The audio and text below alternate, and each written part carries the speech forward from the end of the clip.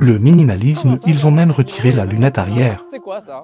Ah oui, c'est le minimalisme. Ils ont tout enlevé, même la clé qui ne possède absolument aucun bouton. Et vous allez voir à l'arrière, il y a quelque chose de très chouette. Un salon cocooning. Une suite avec des petits boutons ici réglables électriquement. Et surtout, ça fait très salle de cinéma. Vous me dites ce que vous en pensez de votre côté. À noter l'intégration discrète mais efficace des aérateurs sur les côtés. On a un petit écran ici, on va pouvoir régler la température. On va pouvoir également chauffer ses petites fesses et être bien installé avec ce magnifique toit panoramique. Voilà, 85 000 €, bonne journée, au revoir. Et rassurez-vous, on a pensé au bien-être animal. Les matériaux sont de plutôt bonne qualité. Je vous le dis parce que c'est noté ici. Les animaux n'ont pas été maltraités pour leur mort.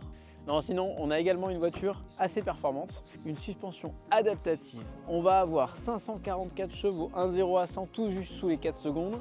Et puis, surtout, un élégant coupé, 5 portes, crossover assez original en transmission intégrale à l'avant avec notamment ces doubles feux, ces doubles crosses et un petit logo ici qui s'éclaire uniquement à l'approche et au démarrage qui ensuite vient s'éteindre. Je crois vraiment que cette voiture en 4000 km ne m'a apporté que de la sérénité, à la différence de quelques points négatifs quand même. Une trappe de recharge électrique.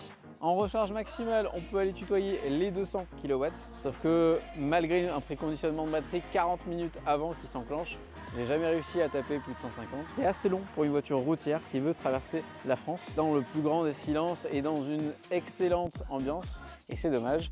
Deuxième problématique, ceci, de ne pas avoir d'encadrement de vitres. C'est joli, c'est élégant, c'est premium.